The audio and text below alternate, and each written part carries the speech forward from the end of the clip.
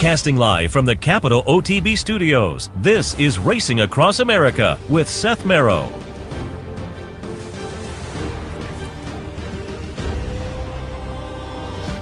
Good morning. Welcome to Racing Across America on this Saturday morning. A big Saturday morning, as was evidenced by the big handicappers report we just finished up. Ran a little bit long, but we were going over 22 races between Keeneland and Aqueduct with lots of stakes action. As I said, we didn't even delve into Santa Anita and the Santa Anita Derby card, but it is a really, really nice day of racing. Hopefully you're looking forward to it as much as I am. Do want to alert you to promos here at Capital OTB today. There's an online knockout challenge. You can check out the website for more information there, capitalotb.com, for the online knockout challenge this afternoon.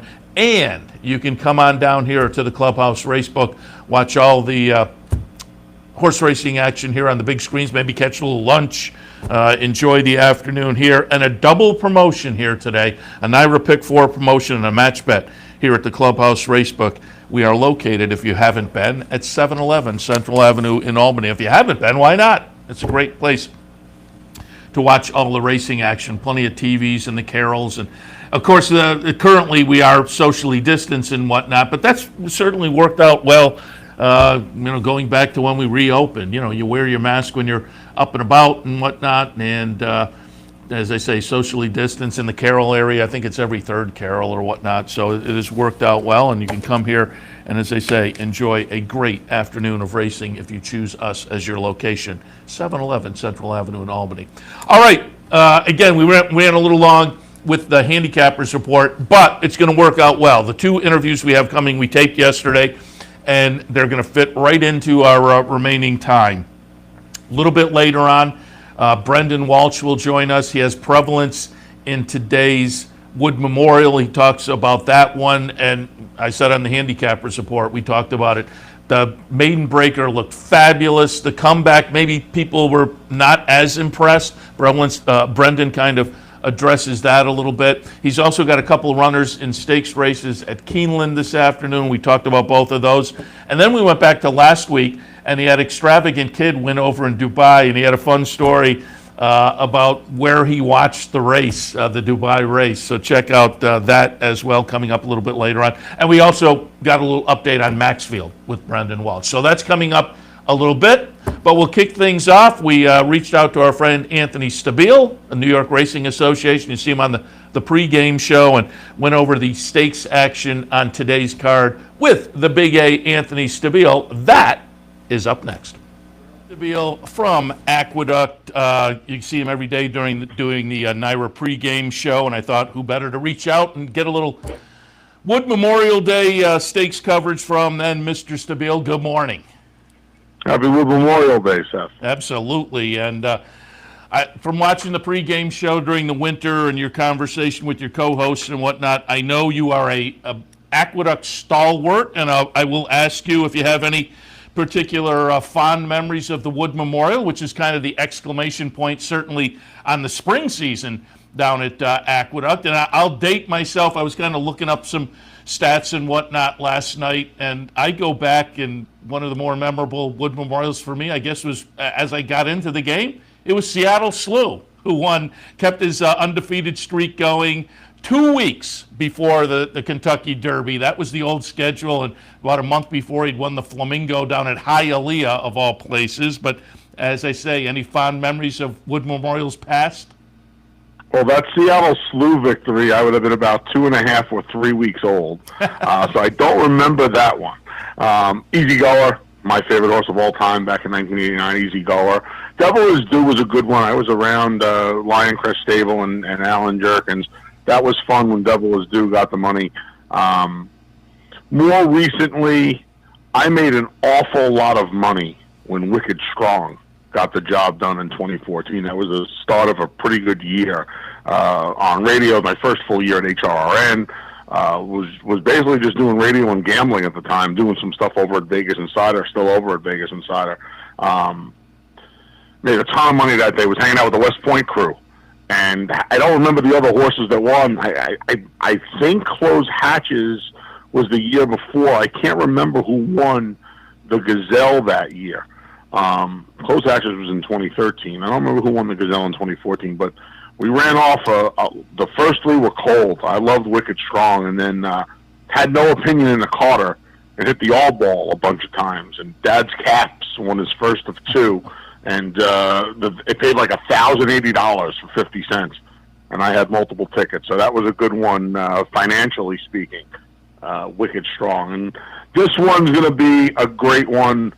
We missed it last year because of the COVID, so always good to see the highlight of the Aqueduct spring meet come back. And personally, it's Johnny I's first Wood Memorial. He's going to be calling the Wood Memorial for the first time in a 40-year career at NYRA, and is a bit of a mentor to me in the booth and in life, really, the last couple of years. I'm really looking forward to it later on today, to hear Johnny call his first Wood Memorial. Yeah, I read about that on the NYRA website, and I linked over on Equidaily as well if people want to pull that up, talking about John Embriel getting his first call of the Wood Memorial. Hard to believe, but congratulations to him. Looking forward to that as well on just the personal side. But let's jump into it. Let's take a look at the Wood Memorial, as you say, coming back after a layoff of a year because of the COVID situation.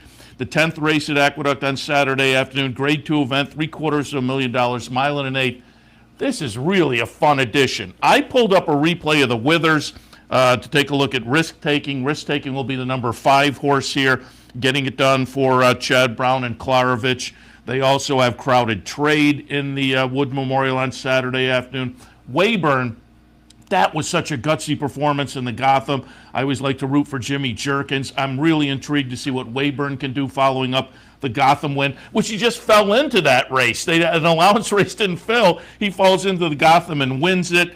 I think Candyman Rocket, that Tampa Bay Derby, was too bad to believe. I think Candyman Rocket will rebound, whether it'll be a winning performance or not, but it'll be better than the Tampa Bay Derby. Then you throw in Brooklyn Strong, hasn't been seen since the 2-year-old season, and Prevalence, who has a lot of promise for Brendan Walsh. Going to be interested to see what that one can do. Man, this is a fun edition. What are your thoughts on the Wood Memorial?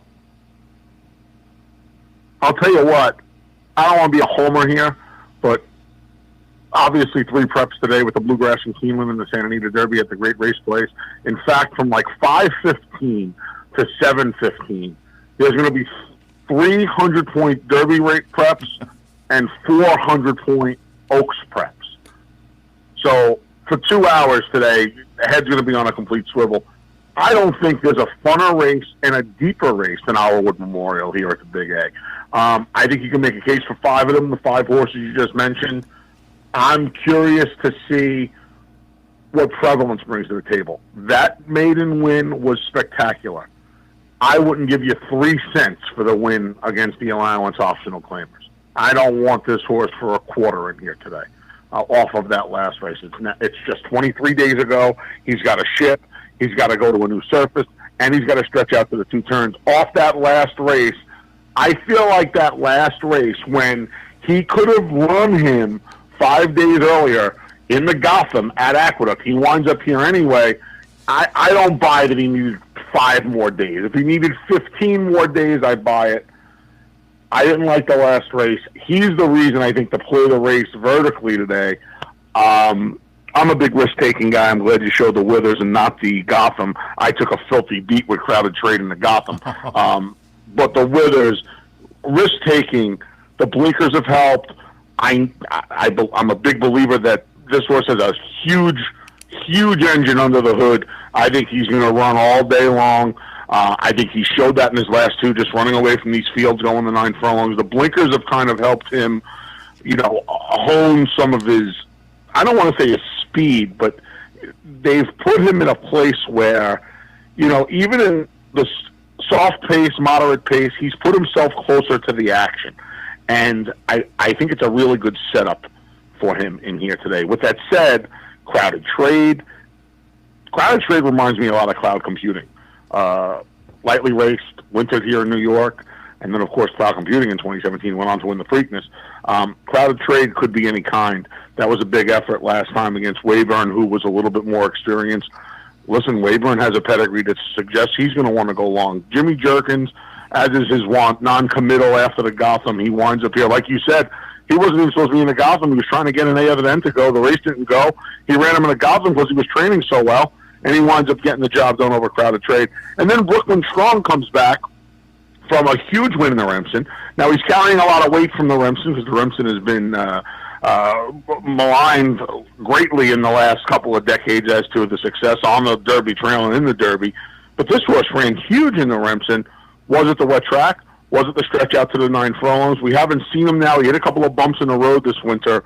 But top to bottom, this is one of the deepest Wood Memorials I can remember in a long time. I'm a big risk-taking guy, Seth. I got 42-1 on him in Pool 4 of the Future Wager. I'm a big fan of this horse. I love his 2-turn races, and you know me, I'm as New York bred as funny side. I love the fact that this horse wintered at Belmont, and he's staying the path. I love the fact that the Robert Ortiz Jr. is getting back aboard. I like risk taking. Yeah, I'm tilting in that direction myself, but as I say, it is a very, very intriguing edition of the Wood Memorial. On their way to the Kentucky Derby, in a race earlier, they're on their way to the Kentucky Oaks in the Gazelle. Grade 3 event, a field of 8 scheduled, and I'm kind of looking for a Klarovich day, and I pulled up the Busher Invitational from March 6th. The winner will be number 3, Search Results. It was only her second career start, second win for Chad and Klarovich. I think there's some upside potential here. I put her on top of Mia Martina from Graham Motion, maybe a little bit interesting. Surface Switch is going to be the huge question mark there, obviously, but Always Late, I think, is a player coming off a couple of wins for Bill Mott. What are your thoughts on the Gazelle? Yeah, I think it's going to be a Klarovich day as well. I picked the Klarovich horses 1-2 in the Wood Memorial. Search results rather. I keep calling us search engine. Search results maybe they're from your search engine. I have no idea. I'll tell you, she ran well on the Busher off the layoff last time, off the 2 months. She stretched to the mile nicely. Nothing in her pedigree that doesn't suggest she's not going to take to the 9 furlongs. She gets her Ortiz Jr. back in the boot. He was aboard for the debut. She's got enough speed to be on the lead in here. I mean, there's no speed. She didn't have to deal with a horse like Miss Brazil in here today. She's supposed to be in front. And I would imagine Rod, even if he doesn't put her on the lead, maybe sit off his brother with Hybrid Eclipse, who's drawn along the inside. I would imagine she's going to be forward in here again. And I think that takes some of the others out of this race a little bit. Maybe Maracuja is forward coming out of the sprint races, but it kind of hurts some of the horses in here. It looks like I'm a homer with my man Louis Lazanao and the grass is blue, but I like this filly's race in the Busanda. She had no chance the way the track was playing and the way the race set up in the Busher last time. Again, she's not going to get a lot of pace, but she gets the extra furlong. She gets back around the 2 turns. Her 2 races around 2 turns, the race at Laurel and the Busanda, I think they're good. I know she's got to get a little faster, but I think the distance is the equalizer for her. I think she's going to run a big race in here today. I wouldn't be surprised if she's 1-2. I picked the race 8-5 with Search Results over the grass is blue. I'm going to use both of them in the pick 4 and the pick 5. I think it's those 2. Maybe a little Hybrid Eclipse who got around the 2 turns at Laurel last time. I'm not sure I love the fact that Trainer Linda Rice shipped her out of New York, but maybe she wanted to get her around 2 turns. That's the only thing I could think. Always Late's interesting. Mott puts this filly on the dirt for the first time. She's run all 5 times on the turf so far. The thing that bothered me about her was she's a half to Analyze the Odds, who was a dirt horse, and the only other fall out of the mare. Analyze the Odds was a New York bred. The only other fall out of the mare, like I said. Her 2 races with Lasix are much better than anything else. And she doesn't get the Lasix in here. No Lasix in the stakes races. So that bothers me a little bit. We've already seen Search Results run without Lasix. We've seen the Grass is Blue run without Lasix. In fact, the Grass is Blue only ran on Lasix in her debut. She's been Lasix free since. So that's something I think we need to be more mindful of this year. These horses losing the Lasix, especially when you see races with and without Lasix on the card. And when that's the only difference, which is the case with Always Late, I think it comes into play. Yeah, that's a great point. We brought it up during the handicapping shows for the past couple of months, and it's worth reiterating whenever because it is something that's a little new this year. Throws another little piece of the handicapping puzzle out there that folks will have to pay attention to. All right, let's move 1 race earlier. Go with the Excelsior, 4-year-olds and up, $150,000 grade 3 event a mile and an eighth. And I had to pull it up, the Jazzle, going back to January 23rd, the now 7-year-old New York bred Mr. Buff. I wasn't quite buying into him that day off the 2 races just prior. I wasn't sure his late in his 6-year-old season, early in his 7-year-old season, whether they were still going to be the same, but we're watching the stretch run here. He gets it done in the Jazzle at the mile and eighth distance over the Aqueduct surface with a triple-digit buyer, followed that up with a nice win in the Stymie. I'm going to tilt in that direction, but what are your thoughts on the Excelsior? Yeah, he won the Jazzle last year as well by daylight. I'll tell you what, I had the privilege of calling the Stymie last time. That might have been his best race in a long time because he did something he hadn't done in a while. He went fast. A lot of these races when he's on or close to the lead, they're going a little slower. Last time he went 45 and change. I thought he was going to get run down late, but he showed, he showed his grit, and he dug in and he held off Limonite. He's going to face Limonite again.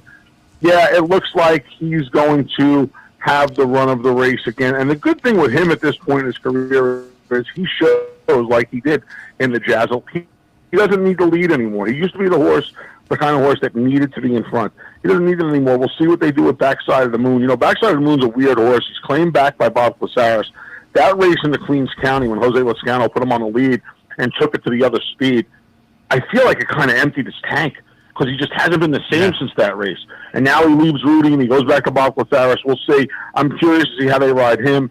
This race tested my fortitude a little bit, Seth, because when I made my picks, I kept going back to Haikal.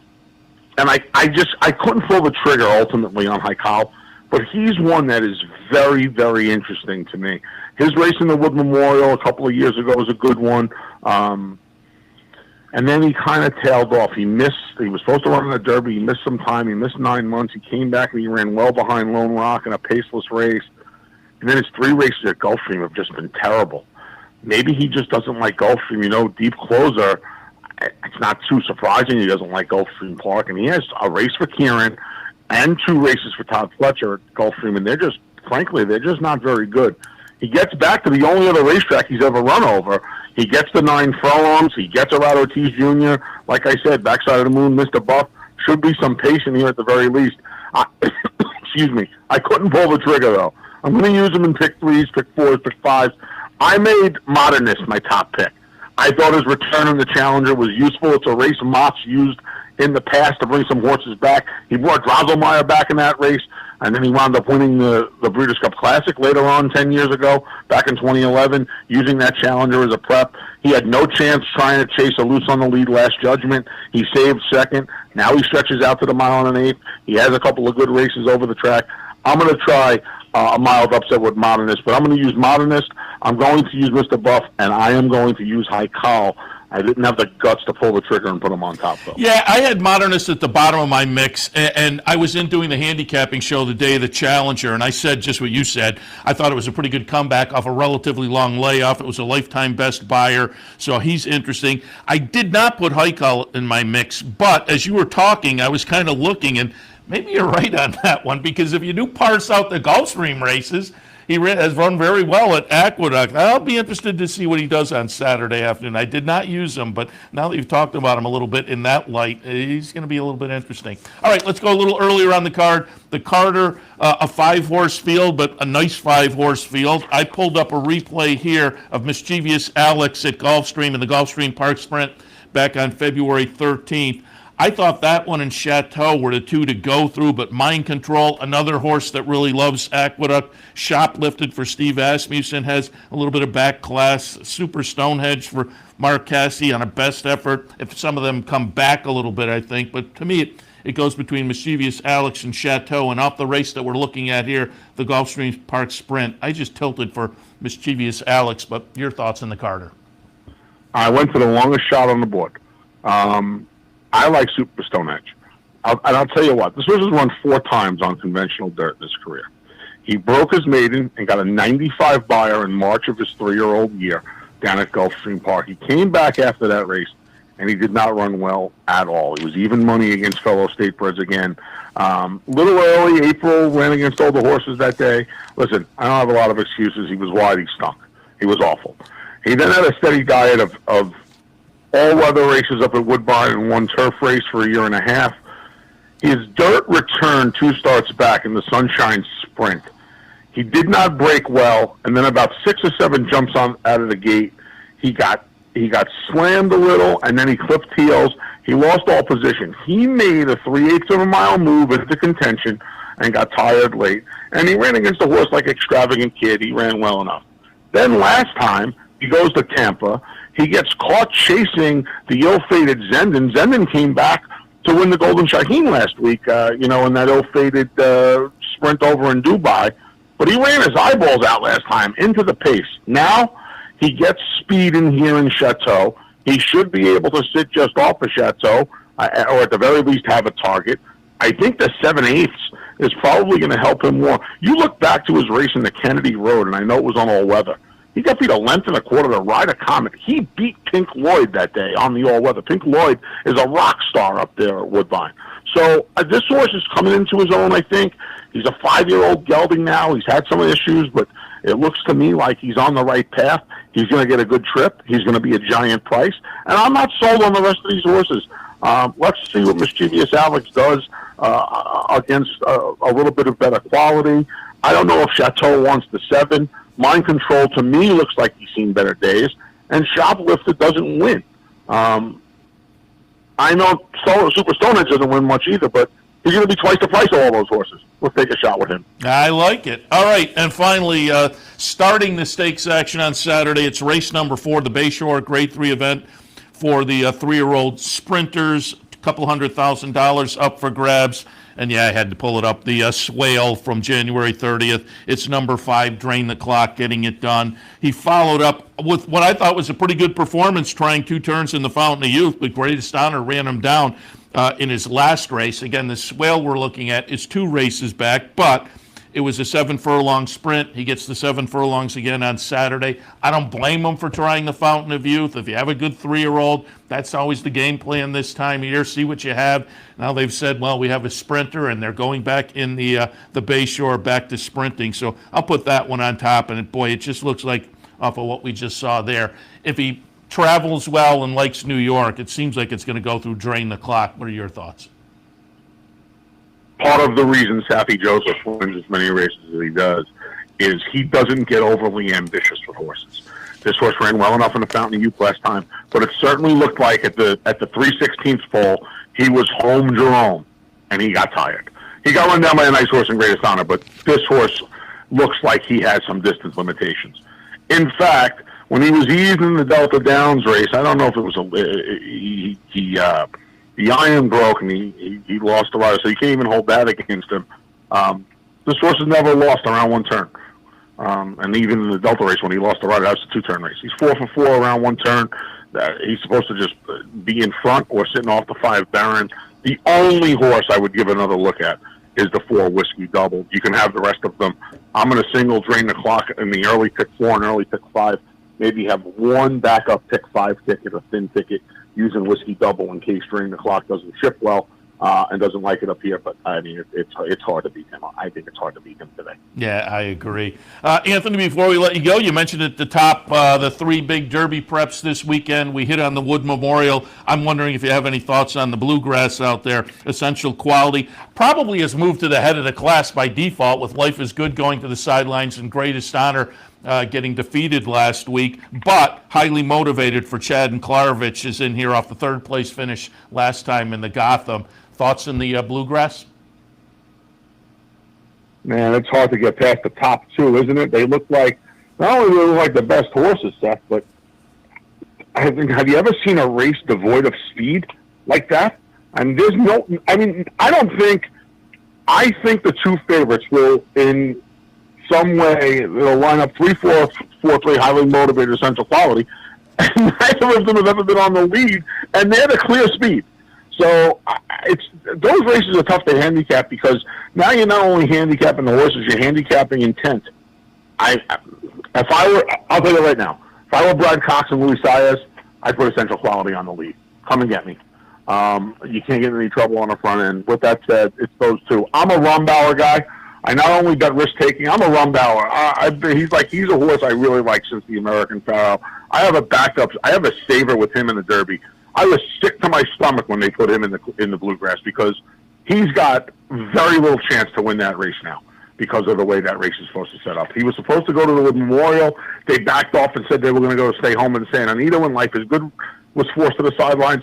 Of all places, he winds up there where you and I could make the lead if we were in a horse suit. So I would imagine highly motivated or Central Quality are going to win that race. Yeah, I'm right with you there.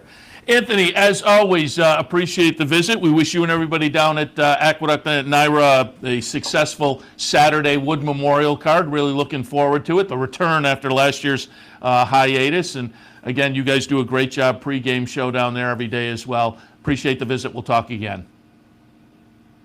You got it, Seth. Talk to you guys soon. Good luck, everyone. Anthony Stabile from the New York Racing Association. A big day coming up on Saturday. Wood Memorial and a nice undercard of stakes as well.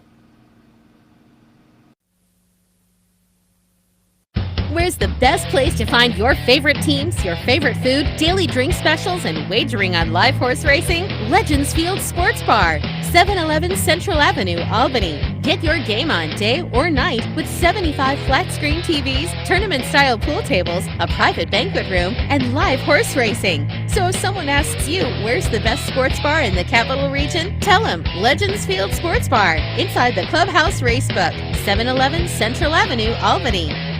The Capital Region has some of the most sophisticated horse racing fans in the country. That's why Capital OTB built the Clubhouse Racebook. Here you can wager year-round on the best horse racing from around the world. The Clubhouse also has monthly promotions including live bankrolls, handicapping contests, and so much more. Like sports? Watch your favorite teams on more than 30 screens in Legends Field Sports Grill. Food, sports, and the excitement of championship horse racing. Only at the Clubhouse Racebook, 711 Central Avenue, Albany.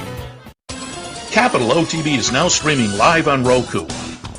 The RTN Racing channel on Roku lets you watch OTB TV live through your Roku device or your Amazon Fire Stick, rather than being limited to computers and mobile devices, which means you can now watch OTB live wherever you are. Simply open Roku, scroll to find the RTN channel, then click on OTB TV. OTB TV on Roku. Try it now. Happy to be joined now by trainer Brendan Walsh. Prevalence makes the third start of the career in Saturday afternoon's Wood Memorial. He has a couple of stakes performers at Keeneland. He had a big weekend last weekend. We'll touch on that as well. Brendan, good morning.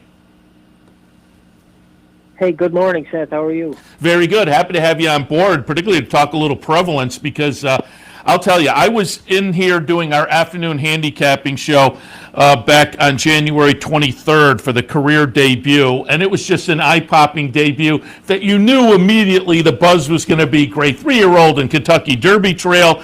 Subsequently came back in the second career start, and we're going to watch that one. We're going to watch the allowance optional claimer from March 11th. Prevalence will be the number 6 horse. Followed up with a nice win as well, so 2 for 2 going into Saturday's race. But before we get to the Wood and what your expectations are for Saturday, take us through the first 2 races of the career and how you felt coming out of the Maiden Breaker and then this allowance victory we're looking at. Well, the Maiden, Seth, we thought the horse was a nice horse for sure. I mean, he put in a couple of really nice works at home. But did I expect him to win like he did? Absolutely not. I don't think many people do, no matter how good you think a horse is. You don't. Most of ours will improve for the first run anyway. But, I did think he was nice, but to be honest, I didn't think he was going to win like that first time. So I was even, in a nice way, I was pleasantly surprised about how he ran for sure. And then the follow-up, talk a little bit about that, what the decision-making process was for that race, and your thoughts on the allowance victory. I thought he ran well.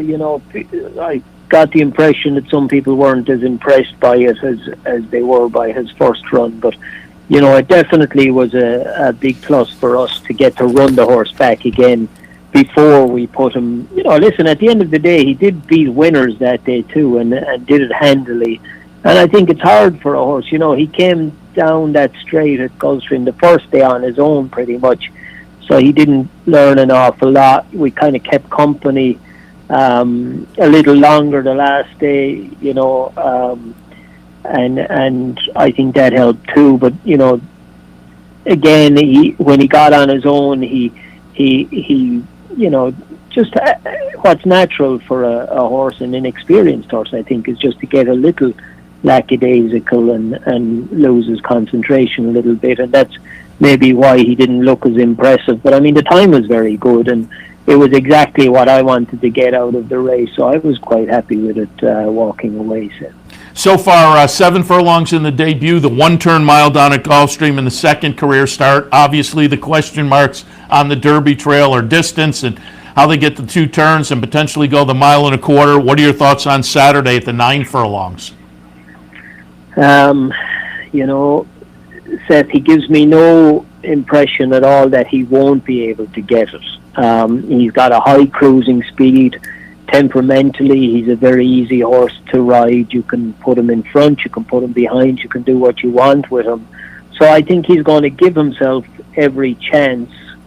And I think at the end of the day, I think only he can answer that question tomorrow. I think we're all kind of waiting to see what he does. But from a conditioning point of view, I can't see any reason why the horse wouldn't go the 2 turns. But it remains to be seen till tomorrow, even for me. Tyler Gafflio scheduled to be back on board. He was on board for the first 2 starts of the career. Have you gotten any feedback from Tyler Gafflio? Well, I think that answers its own question in the fact that he's willing to give up Bluegrass Saturday at Keeneland to go up and ride the horse. Tyler was really impressed with the horse on both occasions, and he's keen enough to go up to New York and ride him. So, like I said, I think that speaks for itself.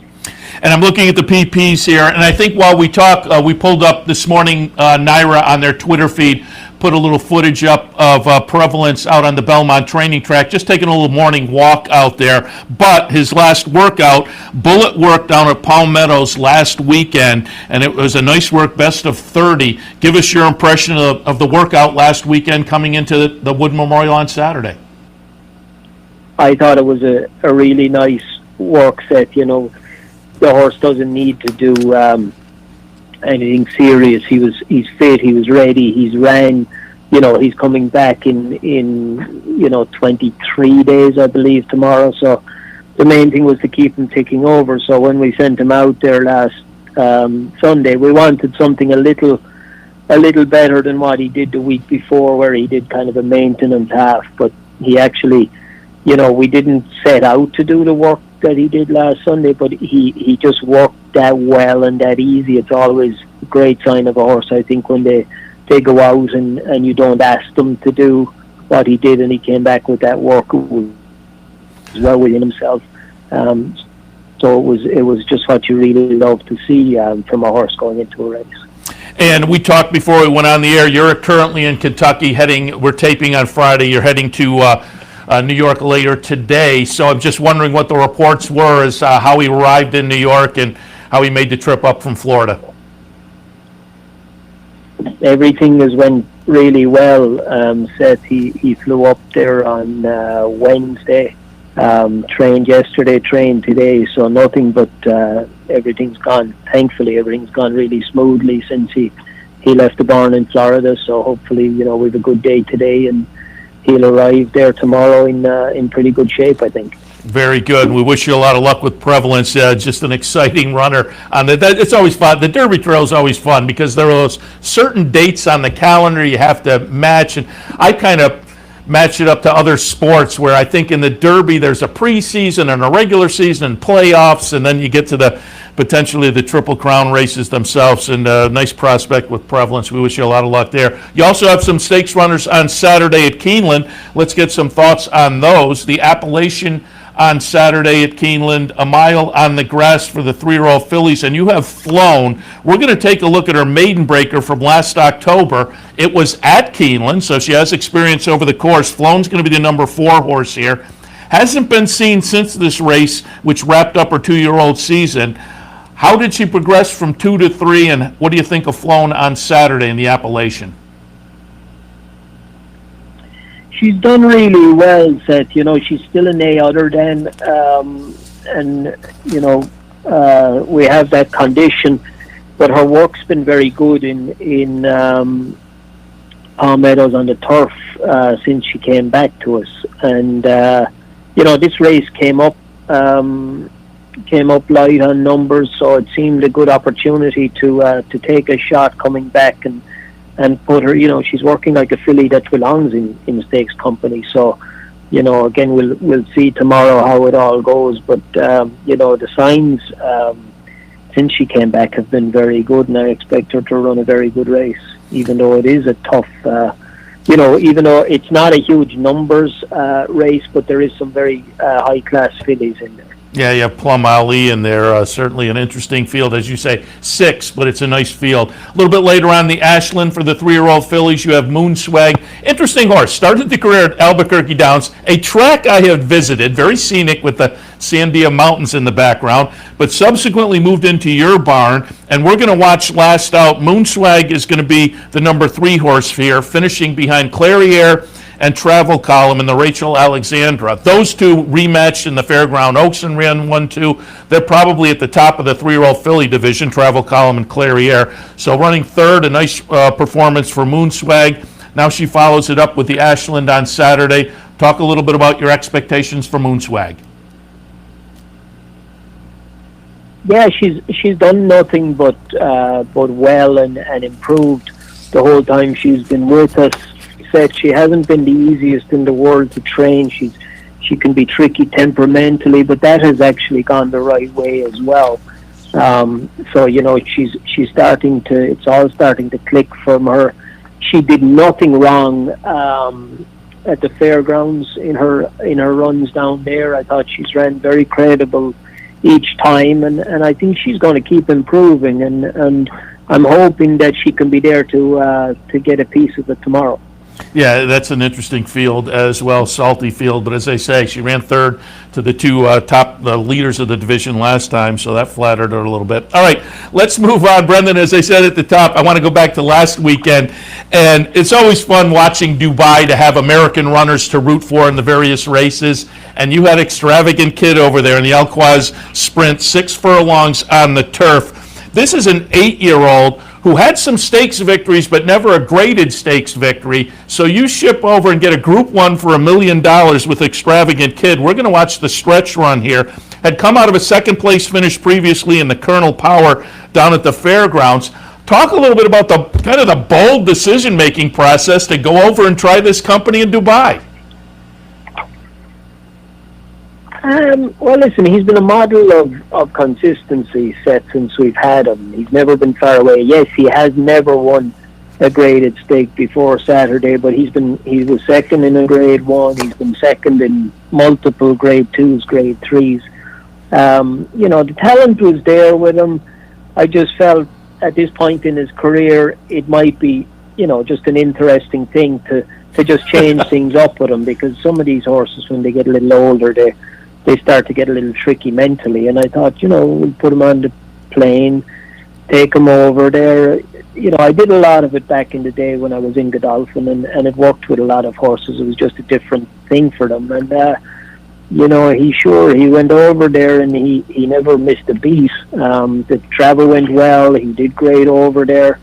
And, you know, the talent was there for the horse to run a race. I think the change as well in track, you know, going left-handed all the time to going on a straight track, I think that even helped. And you know, thankfully it worked out. I mean, I realistically thought that the horse could at least finish in the first 3, and you know, he went one better and he managed to win it. So it was fantastic for everybody involved. Yeah, as they say, it's fun as a fan, too, to root for the American horses, so that was a lot of fun. I don't believe you went over. Where did you watch the race?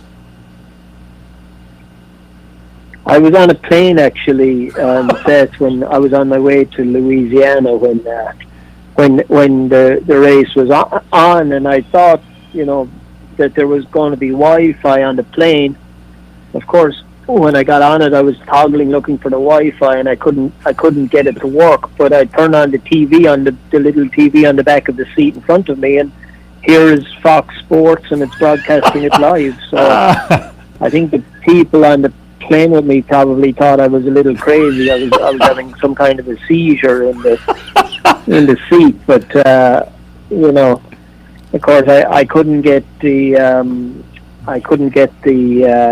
Wi-Fi to work afterwards, so I had to sit there for another hour and a half before I could actually talk to anybody. So it was an interesting experience, to say the least.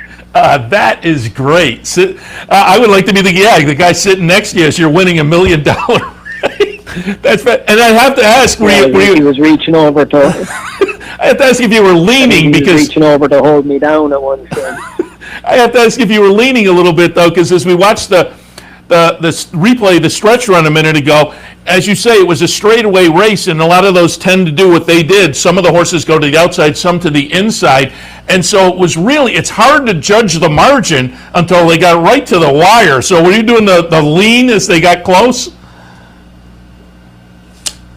Yeah, no, exactly. I thought, I would say a furlong down, I thought, I'm going to get a piece of this, and the closer they got to the wire, I thought, he's got a good shot to win this. And I mean, when he actually hit the wire, he won by at least half a length, maybe 3/4 of a length. Like you say, it wasn't till you were 50 yards from the wire that you realized he was in front of the horse on the other side of the track. But yeah, it was funny because when he came out of the gate, I talked to Ryan before it, and we thought he was perfectly drawn, and we were just going to go straight down the track. Of course, when the horse came out of the gate, his natural tendency from racing here all the time was to go left, so he ended up on the left side of the track, and then he gradually worked his way back to where we were initially drawn. But yeah, it was something to remember in future was the fact that he went left naturally, rather than straight down, which we had planned to do. He had other ideas. That's funny. That is a great story, though, watching it on the plane. And I'm wondering, when you actually landed and you did get Wi-Fi, did your phone blow up? Absolutely, yeah. I mean, it was nuts between the phone and messages and Twitter and Facebook and all this other kind of stuff. But it was great. It was great. I'm not going to complain about it. Hopefully it'll happen many more times. Oh, that's a great story. All right, I wanted to touch on one more from last weekend, the Rushaway on the undercard at Turfway last week. Nice little 3-year-old Cave Hill. We're going to watch the stretch run here. Cave Hill is going to be the number 6 horse. Came up from the turf at Gulfstream, and we've talked on the handicapping shows over the past few years. It seems like turf performers at Gulfstream this time of year head to Turfway and do pretty well on their synthetic. Did that knowledge play into your decision at all? And talk a little bit about, we're watching the stretch run here. Boy, just a nice looking horse coming down the stretch there. Talk a little bit about Cave Hill winning the Rushaway. Yeah, I think, to be honest, Seth, he was getting a little out-footed at Gulfstream the couple of times we ran him. He ran a really good race, 2 runs back. He was third in the stake. And then the last day, he got a little too far back early on and came running. I think he ran a sneaky good race. I wasn't too put out because I don't know that Gulfstream was the most suitable track for him. So I thought, we'll get up there, we'll try the poly. Of course, you never know with the poly until you try whether they're going to like it or not. But he seemed, he has that relentless gallop, and he seemed if things worked out for him that he could possibly run really well, and thankfully it worked out, and it was great to get a stakes win for Godolphin, of course, and nice to get a stakes win for Frosted as well, who's a very good first season stallion. Any plans for Cave Hill? Not straight off the bat, Seth. We'll give him a little chance and see how he comes out of that race, and probably we'll try and find some similar type of races through the year. I think he looks like he'll stay and go a good route of ground. So anything that'll suit him like that along the way, we'll be looking for. I should ask also plans forward for Extravagant Kid. Although with the Dubai trip, part of it is just coming back and getting back in gear after the trip. But are there any plans for Extravagant Kid right now? Not really, no. I mean, I'm probably going to give them a little time. Yeah. You know, most of the horses, when they come back from Dubai, I feel it's good to give them a little downtime. So we'll bring them back to Keeneland and give them an easy time for a while, and you know, I'm sure we'll see them back out, you know, sometime June, July, somewhere thereabouts. And obviously, before I let you go, I have to ask what's up with Maxfield. I looked this morning. Worked last weekend down at Palmettos. Is he still down in Florida? And do you have any plans coming up for Maxfield? He's actually looking in the office door at me as we speak. Seth, he's here at Keeneland. He flew up during the week, and we'll probably work him again this weekend and work him another time or two and come up with a plan for him. But he came out of his race in California in great shape, and he's doing great. He's starting to really do well now again. So, you know, we'll work him another time or two, like I said, and come up with a plan from there. But, you know, all the nice two-turn races through the summer and into the fall would be, hopefully, will be a big part of them. Yeah, well, we're up in the Saratoga area, so don't forget the Whitney and now the Jockey Club Gold Cup up at Saratoga, so maybe we'll look for them up there. But we certainly wish you a lot of luck on Saturday afternoon with Prevalence and your other stake runners, and going forward with some of the ones we talked about as well. Always appreciate your taking the time. I know it's very busy, but Brendan, appreciate it, and we'll talk again. Thank you, Seth. Brendan Walsh, again, Prevalence in this afternoon's Wood Memorial. And again, thanks to Brendan Walsh for taking the time to join us. Prevalence, one of the interesting stories this afternoon with the two wins, and certainly the maiden breaker that had a lot of people automatically talking Derby. He's going to be very interesting in the Wood Memorial. Brendan also with those two runners we talked about on the undercard stakes at Keeneland, and we're looking forward to the return of Maxfield.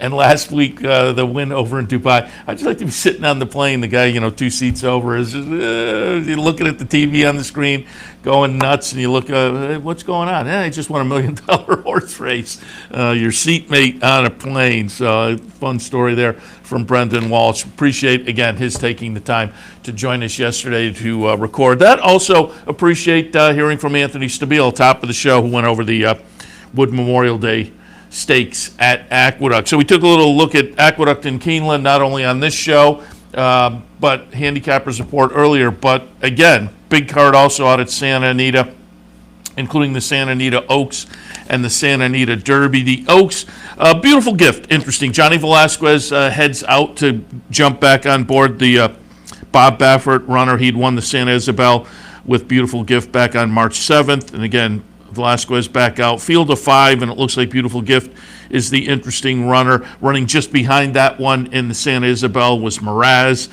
So that one for Mike McCarthy, a player also, but on the 3-year-old filly side of things. Short field, but a couple of certainly potential performers that'll come out of this headed to the Kentucky Oaks.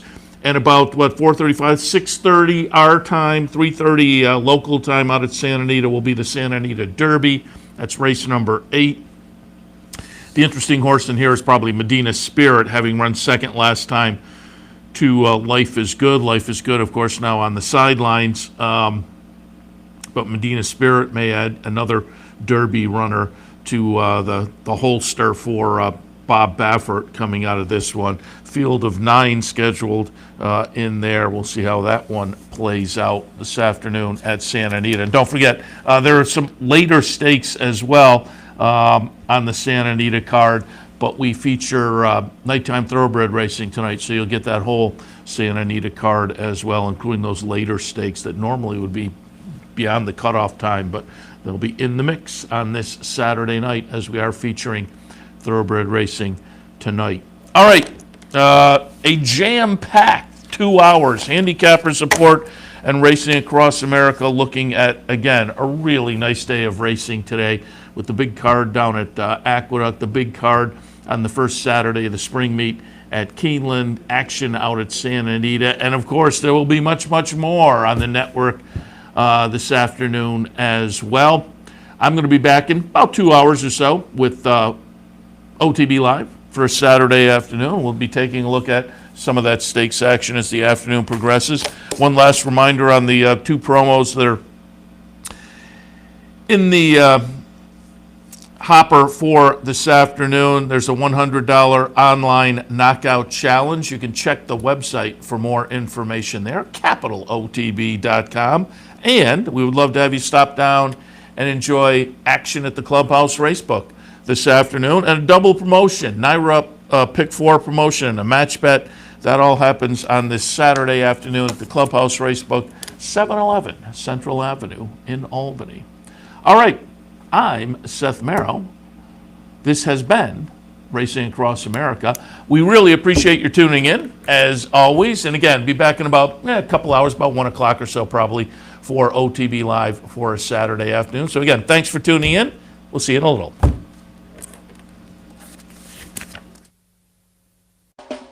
You're watching OTB TV, a service of Capital Off Track Betting.